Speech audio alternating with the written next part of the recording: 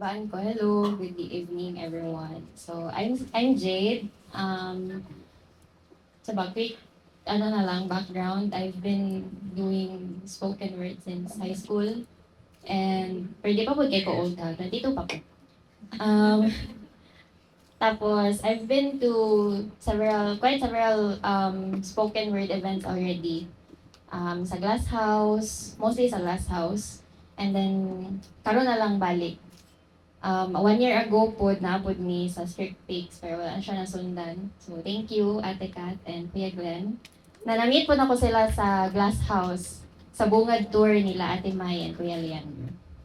So, the first piece, nagkapangulog ko. Pero okay lang na siya. Normal part ng buhay. Ang first piece is on the other end of survival. I wrote this, kaya nakakilala ko prompt nga sa other end of survival, normally, dili na ta the same person. So, because we've been through so much, di ba? Anyway, on the other end of survival, we're normally not the same person anymore. At hindi imposibleng hindi pagluksaan ang bersyong na pag-iwanan. Madalas, bago ang lahat, iba ang ngiti sa muka. There are glow in your eyes that nothing could outshine. Iba ang sigla at ligaya. And when the battle comes, we go in with hope.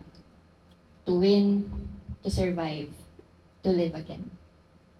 But no one has ever mentioned that while you can survive and win, hindi ibig sabihin ay mabubuhay ka pa. Maaaring humihinga, barely surviving, ngunit hindi buhay. Walang buhay. You won the battle, but at the cost of no longer feeling alive. Now you stand in silence. You sit in discomfort. Malalim ang paghinga, may bigat at diin. Malayo ang iniisip, hindi mahagilap ang tingin. Who have I become after survival? Nakakatawa. Kahit ikaw, hindi mo na alam kung sino ka. You looked at yourself in the mirror. You saw the same face. There was the same features. But your eyes, they don't glow anymore. They look dead. Wala na ang ngiti. Napalitan ng sigla ng pananahimik, ang ligaya ng hindi maipaliwanag na bigat. Marahil, nawala sila sa laban. Maybe you lost them while surviving. At minsan, kadalasan, kasama sila sa pinagluluksaan, sa mga bagay na nawala habang lumalaban. On the other end of survival, we're normally not the same person anymore. Because somewhere along the way of finding a way out, we lost the person we used to be. And maybe that's okay. Hindi naman kawalan ng pagluksaan ang nawalang bersyon sa laban. Lalo na't para rin sana sa kanya ang buhay na iyong pinaglaban. So,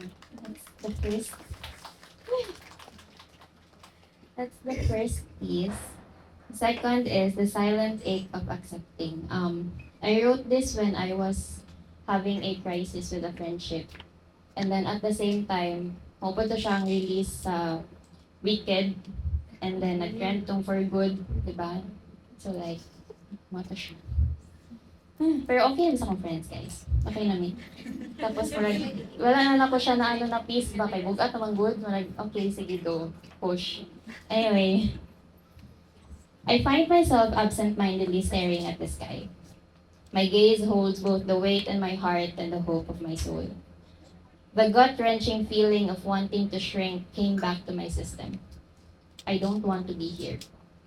As if it has always been my core waiting to be awakened. But I was quick to ground myself. I am okay. I am anxious for nothing. I wanted to disappear.